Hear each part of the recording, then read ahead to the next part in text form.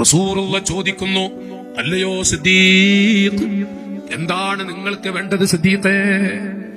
അല്ലാഹുവിന്റെ ഹബീബിന്റെ മുഖത്ത് നോക്കി നൂറുകണക്കിന് മഹാന്മാരെ അമ്പരപ്പിച്ചുകൊണ്ട് സിദ്ദീഖ് തങ്ങൾ പറഞ്ഞു, അന്നദുറു ഇലാ വജ്ഹിക യാ റസൂലല്ലാഹ്. ജീവിതകാലം മുഴുവനും അവിടുത്തെ മുഖത്തേക്ക് അങ്ങനെ നോക്കിയിരിക്കാൻ കഴിയണം. സിദ്ദീഖേ, രണ്ടാമത്തെ ആഗ്രഹം എന്താണ്? വൽ ജുലൂസു ബൈന യദൈക യാ ഹബീബല്ലാഹ്. ഇവിടെയും ആഖിറത്തിലും അവിടുത്തെ പരിസരത്ത് അങ്ങനെ ഇരിക്കാനുള്ള തൗഫീഖ് കിട്ടണം. ആ സമയം മുത്തുനബി തങ്ങൾ ചോദിച്ചു, എന്റെ സിദ്ദീഖേ, മൂന്നാമത്തെ ആഗ്രഹം എന്താണ്? ഉടൻ തന്നെ അവിടെ നിന്ന് പറഞ്ഞുപോയി, വ ഇൻഫാഖു മാലി അലൈക യാ റസൂലല്ലാഹ്. അല്ലാഹു തആല എനിക്ക് വല്ലതും തന്നിട്ടുണ്ടെങ്കിൽ അവിടുത്തെ സ്നേഹം കിട്ടാനുള്ള വഴി ഉണ്ടാക്കണം, അതിന് വേണ്ടി നൽകണം. വേറൊരു ആഗ്രഹം എനിക്കില്ല നബിയേ.